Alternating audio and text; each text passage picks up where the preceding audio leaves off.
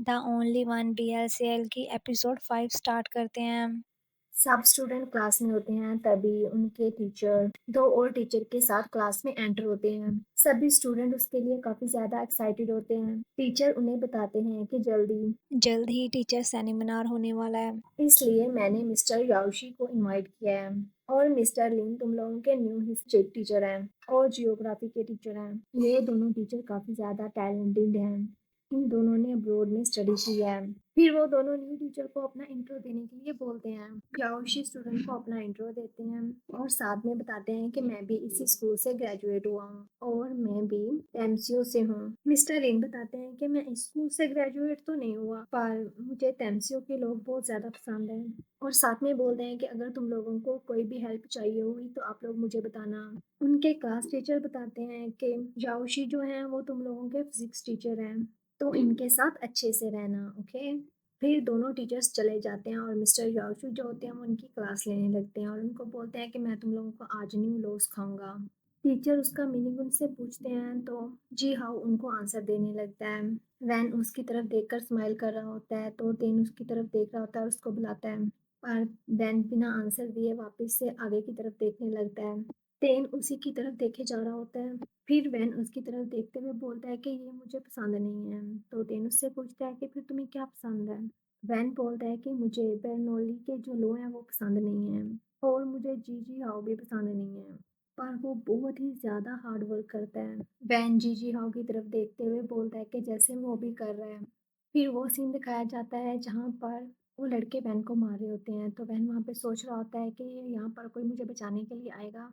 आखिर ये लोग कौन है और मुझे क्यों मार रहे हैं, शायद मुझे एग्जाम देने से रोकने के लिए, पर मैं कभी भी ऐसा नहीं होने दूंगा। वैन उठता है और उन दोनों से फाइट करता है और बाद में वहां से भाग जाता है एग्जाम के लिए। वैन भागता हुए क्लास में आता है। टीचर उससे बोलते हैं कि वो टेस्ट के लिए लेट हो चुका है, तुम कहाँ रह गए थे। वैन टीचर को बोलता है कि मैम मैं डॉक्टर के पास गया था। टीचर उससे पूछते हैं क्यों, क्या हुआ। वैन उन्हें बताता है कि मेरे सर के साथ कोई प्रॉब्लम थी इसलिए, और फिर आहिस्ता आवाज में बोलता है क्योंकि मुझे धोखा दिया गया। टीचर उससे पूछने लगते हैं क्या, तो वो बोलता है क्या मैम मैं अंदर आ जाऊँ। टीचर बोलती हैं ठीक है, तो वैन अपनी सीट पर बैठ जाता है तो टीचर उसे बताती हैं कि तुम पूरे 12 मिनट लेट हो। लिसनिंग टाइम खत्म हो चुका है इसलिए अभी तुम्हारे पास टाइम नहीं है तो जल्दी करो। वैन खुद को रिलैक्स करता है और जल्दी से एग्जाम देने लगता है। टीचर उसके पास आकर बोलते हैं कि तुम ये गैस कर रहे हो जो कि तुम्हारे स्कोर्स के लिए अच्छा नहीं है। वैन उनसे पूछता है कि क्या आप इंग्लिश टीचर हैं, तो वो बोलते हैं कि नहीं मैं जियोग्राफी की टीचर हूँ। तो वैन बोलता है कि क्या आपने इसके आंसर देखे, तो मैम बोलते हैं कि नो। तो फिर कहते हैं ठीक है जल्दी करो टेस्ट दो। नेक्स्ट सीन में वो सब लोग कैफे में होते हैं। ज्यू तेंशु वैन और तेन को अपने पास बैठने के लिए बोलता है तो वो तेंग भी वहां पे आ जाता है। ज्यू तेंशु से बोलता है कि मैंने तुम्हें यहाँ पे आने के लिए नहीं बोला था। सब उससे सुबह के इंग्लिश टेस्ट के बारे में पूछने लगते हैं। हमने सुना है कि तुमने लिसनिंग टेस्ट जो है वो छोड़ दिया है। वैन बोलता है कि हाँ पर मैं यहाँ प्रेस कॉन्फ्रेंस नहीं करना चाहता। गो तेयंग चलाते हुए बोलता है वाट। जोतेशी उससे आहिस्ता बोलने के लिए कहता है। वैन उन्हें बताता है कि किसी ने मुझे धोखा दिया, उसने मुझे बोला कि मुझे इंग्लिश टीचर बुला रही हैं, वो मेरे लिए वेट कर रही हैं। जब मैं स्टोर पर पहुंचा तो वो बंद था और उसका ओनर भी वहां पर नहीं था। वहां पर दो लड़के थे, उन्होंने मेरा रास्ता ब्लॉक कर लिया। वैन उनको ये सब बताते हुए उसके बोल में जितनी भी ग्रीन चीजें होती हैं उनको निकाल कर बाहर रख रहा होता है और टेन उसकी ये हैबिट नोट कर रहा होता है। फिर वैन आगे बताते हुए बोलता है कि फिर हम लोगों में फाइट हुई। जो ताइशी उससे पूछता है कि क्या तुमने भी उनसे बैक फाइट की और क्या तुम जीते और फिर तुम टेस्ट में कैसे पहुंचे। वैन उनको बताता है कि मुझे जैसे ही चांस मिला मैं वहां से भाग गया। मुझसे जितनी भी तेजी से भागा गया मैं भागा, फिर भी मेरा लिसनिंग का टेस्ट जो है वो छूट गया। जोल तेशी उससे पूछता है क्या तुम जानते हो कि वो कौन लोग थे। मैं इस बारे में अपने डैड से बात करूंगा ताकि तुम अपना लिसनिंग टेस्ट दोबारा से दे सको। वो तयंग उससे बोलता है क्या तुम्हारे डैड इसके लिए मान जाएंगे। जो तेशी बोलता है कि मुझे नहीं पता। जी जी हाउ बोलता है कि एनीवे क्या हमें इसके बारे में जानना चाहिए वहां पर जाके, या फिर बिग माउथ सू जो है वो खुद इसको हैंडल कर लेंगे। जिसने भी ये सब किया है उसने अपनी लाइन क्रॉस की है। क्या तुम सब लोगों को ऐसा नहीं लगता। वो सब लोग इस बात से एग्री करते हैं और डायरेक्टर जू के पास जाने लगते हैं। वैन उन सबको रोकते हुए बोलता है कि नहीं इसकी कोई ज़रूरत नहीं है। तो वो सब लोग पूछते हैं कि इसका क्या मतलब है। वैन उन्हें बोलता है कि पिछली बार भी एग्जाम के बाद मेरी किसी के साथ फाइट हो गई थी तो उन्होंने मुझे बहुत ज़्यादा डांटा था। और अगर उन्होंने पूछ लिया कि मुझे एग्ज़ाम के लिए लेट क्यों हुआ, तो फिर उन्हें पता चल जाएगा कि मैंने फिर से फ़ाइट किया है। इसलिए मैं अब इन चीज़ों में और नहीं फँसना चाहता। एक लड़का बोलता है, "हाँ, ठीक है, तुम ये सब ठीक कह रहे हो।" क्योंकि हम लोगों के पास कोई प्रूफ़ भी तो नहीं है जिससे हम ये साबित कर सकें। ज़ो तेंशी बोलता है कि हाँ, तुम ठीक कह रहे हो, तो मुझे भी अपने डैड के पास जाने की ज़रूरत नहीं है। गो तायंग बोलता है कि ये काफ़ी ज़्यादा स्ट्रेंज है। कैसे तो आउटसाइडर हमारे स्कूल में आ गए। अगर ये सब कुछ दोबारा हुआ तो? पर शायद मुझे पता है कि ये कौन हो सकता है। याई ताओ ही ऐसा कर सकता है। सभी बोलते हैं हाँ, याई ताओ। तो वैन बोलता है कि वो कौन है? गो तायंग उसे बताता है कि वही लड़का जिसने अंकल को सीढ़ियों से किक किया था। वैन बोलता है, ओह अच्छा। तेन सिर्फ चुपचाप बैठे उनकी बातें सुन रहा होता है और साथ में वैन की तरफ ही देख रहा होता है। वो वैन के हेड पर कुछ नोटिस करता है तो उसके बाल पीछे करके देखने लगता है। वैन के सर पर चोट लगी हुई होती है। तेन उसे देखने के बाद बोलता है कि वो दोनों लड़के कैसे दिखते थे। वैन बोलता है कि उसे ठीक से नहीं पता। वैन सोचते हुए बोलता है कि वो दोनों ज़्यादा लंबे नहीं थे, अराउंड 1.7 मीटर। उनके ब्लैक हेयर्स थे। मैं भूल गया कि उन्होंने क्या वेयर किया हुआ था। मुझे इसके अलावा कुछ ज़्यादा याद नहीं है। मैं मीम बनने के लिए ट्राई नहीं कर सकता। गो तायंग उन लड़कों के बारे में बात करते हुए बोलता है कि उनके फेस और नेम। वैन बोलता है कि मैं इन चीज़ों के बारे में कैसे बता सकता हूँ, वो मुझसे फाइट करने के लिए आए थे, इंट्रो देने के लिए नहीं। वो सब लोग इसी बारे में बात करने लगते हैं, तो टैन कुछ सोचते हुए उठता है। टैन वहाँ से जाने लगता है, तो वो तायंग उससे पूछता है कि वो कहाँ जा रहा है, तो वो उसे बताता है कि वो वाटर बॉटल लेने के लिए जा रहा है। तभी एक लड़का बोलता है, क्या ये हमेशा वाटर बॉटल यूज़ करता है? तो गो तायंग उसे बोलता है कि नहीं, मुझे नहीं पता। वैन बोलता है कि उसने तो अभी कुछ खाया भी नहीं था। वैन कुछ खाने लगता है, पर वो उसे पसंद नहीं आता। तो वो काफ़ी बुरा-सा फेस बनाता है, तो उसके दोस्त पूछते हैं कि क्या हुआ? तो वो उन्हें बोलता है कि उसका टेस्ट उसे पसंद नहीं आया। मुझे ये नहीं खाना। उसका दोस्त वो बॉल उसके सामने से उठा लेता है, तो वो तायंग उसे बोलता है कि ये मैजिक है कि तुम इतने बड़े हो गए, पर तुमने ग्रो कैसे किया? पर वैन उसको आंसर नहीं देता। तेन स्टोर में जाता है और वहाँ से एक वाटर बोतल लेता है और साथ में एक बैंडेज का पैकेट भी ले लेता है। तेन उनसे पूछता है कि यहाँ पर कुछ हुआ है, तो वो बोलते हैं कि हाँ, ये जगह वीरान है, इसलिए यहाँ पर कोई ना कोई चोरी के लिए आता रहता है और हमने ऐसे लोगों को काफ़ी बार पकड़ा भी है। पर तुम्हें बैंडेज की क्यों ज़रूरत है? तेन पूरी शॉप को देखता है पर उनको आंसर नहीं करता और पूछता है कि कितने पैसे हुए। फिर बाहर आने के बाद वहाँ पर जो सीसीटीवी कैमरे लगे होते हैं उनको देखता है। क्लासरूम में सभी बच्चे सो रहे होते हैं। टैन विंडो वाली साइड से बैंडेज बॉक्स जो होता है वो वैन के टेबल के ऊपर रख देता है। टैन उसकी आवाज़ सुनकर उसकी तरफ देखने लगता है। टैन उसे बोलता है कि मैंने वाटर बॉटल ली और साथ में इसे भी ले लिया। फिर वहाँ से चला जाता है और वैन उसे जाते हुए देख रहा होता है। उसके जाने के बाद उस बैंडेज बॉक्स को देखे जा रहा होता है। नेक्स्ट सीन में वैन अपने घर पे आ जाता है। उसके मॉम डैड घर पर होते हैं, तो उसके डैड वैन से पूछते हैं कि तुम घर आ गए, तो उन्हें यस बोलता है और उसकी मॉम बोलती है कि ठीक है, फिर जल्दी से आकर डिनर कर लो। वैन यस बोलने के बाद मिरर में अपनी चोट को देखने लगता है, फिर उसको छुपाने की कोशिश करता है। वैन वहीं पर बैठ जाता है और क्रैप को कॉल करता है। उससे बोलता है कि तुमने मुझे चाइनीज के सिर्फ 2 क्वेश्चन सेंड किए, तुम भी इतने ही बुरे हो जितना मेरा नेक्स्ट डोर वाला। क्रैप उसकी बातें सुनकर हंसने लगता है, तो वैन उसे बोलता है कि तुम हंस क्यों रहे हो? वैन के डैड उसके पास आने लगते हैं, तो वैन चलाते हुए बोलता है कि आप वहीं पे रुक जाओ, आपका लाइफ पार्टनर जो है ना वो किचन में है। जब मैं 18 का हो जाऊंगा ना तो मैं तुम्हें छोड़ दूंगा।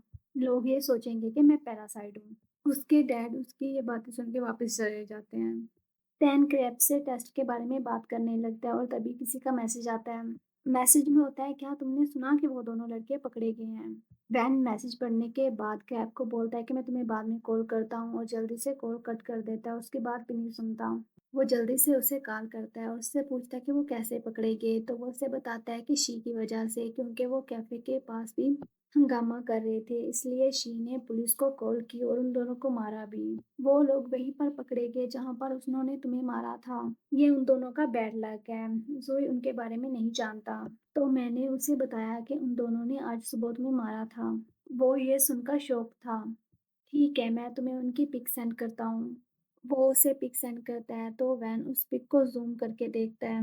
बैक साइड पर एक लड़का खड़ा होता है और वो उसके शूज़ को ज़ूम करके देखता है। तभी उसे याद आता है कि जब वो सुबह स्कूल जाने लगा था, तो उसके शूज़ के साथ सेम यही शूज़ पड़े हुए थे।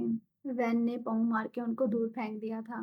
तभी तेन भी घर आ जाता है, तो उसके डैड उसे बुला रहे होते हैं। वैन जल्दी से उठ के तेन के पास जाता है। तेन उससे पूछता है क्या हुआ? वैन बताता है कि वो दोनों लड़के पकड़े गए। तुम जानते हो कैसे? तेन बोलता है यस गो तेंग ने मुझे लाइव फुटेज दिखाई। वो अपने शूज लेसिस खोल रहा होता है तो वैन उसे ध्यान से देख रहा होता है। तेन उठ के जाने लगता है तो वैन उससे पूछता है क्या वो तुम थे? वैन उसके सामने आ जाता है तो तेन उसे बोलता है कि ये क्या था? वैन उसे बॉल के साथ पुश कर देता है। वैन उसके सामने आकर बोलता है कि सब कुछ कैप्चर हुआ, तुम्हारे शूज भी। पेन बोलता है कि इम्पॉसिबल। वैन बोलता है कि क्या पॉसिबल नहीं है? वैन उसके आइज में देखे जा रहा होता है और फिर स्माइल करता है। पेन अपना फेस साइड पर करते हुए बोलता है मैं वहां से बहुत दूर था। वैन फिर भी स्माइल करते हुए उसकी तरफ देखे जा रहा होता है तो टेन बोलता है कि हाँ ठीक है मैं था। उसका हाथ साइड पर करके जाने लगता है। तभी तेन की मॉम बोलते हैं कि तेन तुम वापस आ गए तो वैन बोलता है यस। उसकी मॉम बोलती है ठीक है फिर जल्दी से फ्रेश होकर आ जाओ, डिनर करते हैं। तो वैन फिर से बोलता है ओके। टेन उसकी तरफ देखता है फिर सोफे पर बैठते हुए बोलता है कि आज आफ्टरनून में मैं वहाँ पे वाटर बोतल लेने के लिए गया था। मैंने वहाँ पर नोटिस किया कि वहाँ पे 2 मॉनिटर्स हैं जिसको वहाँ के ओनर ने इंस्टॉल किया था ऐसे लोगों को रोकने के लिए। तो मैंने वहाँ से फुटेज ली और याओशी को सेंड कर दी जिससे उन लोगों को पकड़ा जा सके। पर जो तुम्हें मार पड़ी मैंने उसका मेंशन नहीं किया था। मेरा लक है कि मैं आज उन दोनों को पकड़ने का रीजन बना। फिर टेन ग्लास में पानी डालने लगता है। वैन बोलता है कि अगर मुझे इस बारे में पता ना चलता तो क्या तुम मुझे इस बारे में बताते? टेन कुछ नहीं बोलता तो वैन बोलता है कि तुम्हें हीरो का कैरेक्टर प्ले करना पसंद है। टेन बोलता है कि मैंने सोचा कि उस टाइम पे तुम काफ़ी ज़्यादा डर गए होगे पर शायद वहाँ पर तुम्हारी कोई हेल्प करता, पर वहाँ पर कोई भी नहीं था। कोई भी नहीं, सिर्फ वहाँ पर तुम थे।